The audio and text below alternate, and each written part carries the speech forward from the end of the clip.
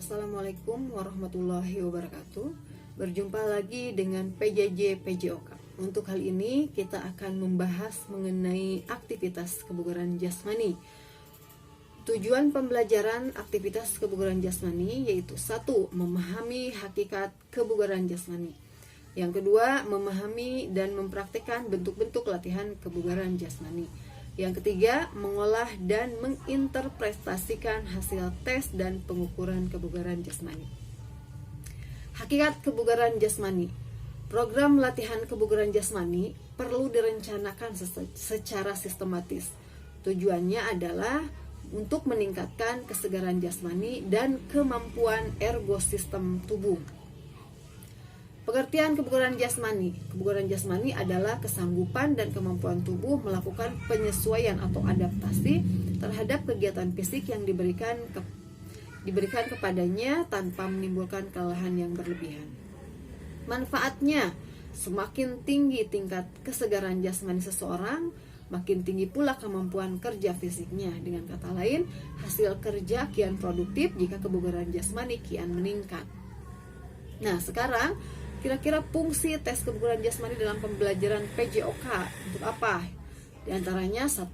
Untuk mengukur kemampuan fisik peserta didik.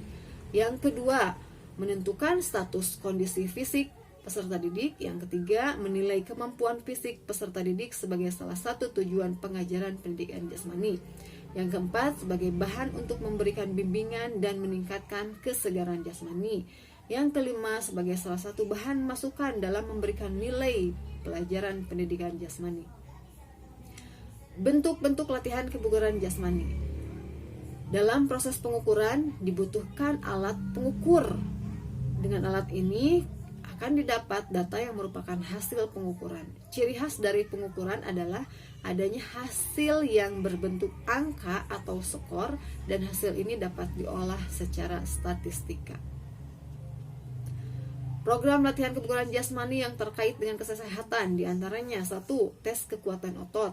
2. Tes daya tahan otot. 3. Tes daya tahan aerobik atau daya tahan jantung dan paru. Tes yang keempat, tes kelentukan. Tes kelima, dan tes komposisi tubuh. Itu adalah program latihan kebugaran jasmani yang terkait dengan kesehatan. Berikutnya ada program latihan kebugaran jasmani yang terkait dengan keterampilan. Jadi jika ada suatu ingin menguasai keterampilan tertentu tetapi waktunya pendek, bisa dilakukan dengan latihan sirkuit. Jadi apa itu latihan sirkuit? Latihan sirkuit adalah bentuk latihan kombinasi dari semua unsur fisik. Jadi biasanya ketika ingin memperoleh suatu keterampilan dengan cepat namun memiliki waktu yang sedikit, maka dilakukanlah sirkuit. Latihan sirkuit. Bagaimana sih cara melakukan latihan sirkuit? Caranya, dalam suatu area tertentu ditentukan beberapa pos. Misalnya ada 10 pos. Kemudian di setiap pos harus melakukan suatu bentuk latihan tertentu. Biasanya berupa latihan kondisi fisik seperti latihan kekuatan, kecepatan, kelincahan, daya tahan, dan sebagainya.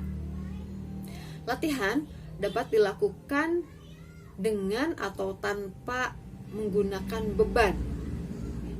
Kemudian pada setiap pos diberi bentuk-bentuk latihan. Misalnya ada lari zigzag, ada pull up, ada lempar bola, squat jump, naik turun, dan lain sebagainya.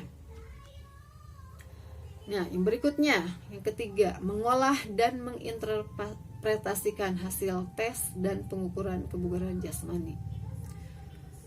Jadi kita harus mengolah hasil tes dan pengukuran kebugaran jasmani, di mana di sana merupakan data mentah yang digunakan dari berbagai macam satuan ukuran. Misalnya ada yang sentimeter, ada yang detik, dan lain-lain. Misalnya ketika di sini ada yang latihan push up dan sit up, di sini menggunakan waktu 60 detik. Berapa yang dilakukannya, misalnya push up atau sit up dalam waktu 60 detik.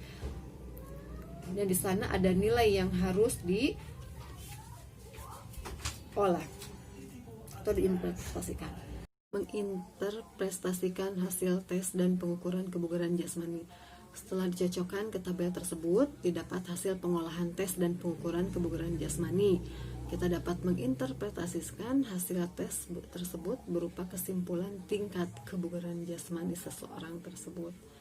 Demikian pemaparan tentang teori kebugaran jasmani. Mudah-mudahan semuanya bisa dapat dimengerti. Wabillahi taufiq wal hidayah. Wassalamualaikum warahmatullahi wabarakatuh. Berikutnya untuk penugasan boleh dilihat di Google Classroom. Terima kasih.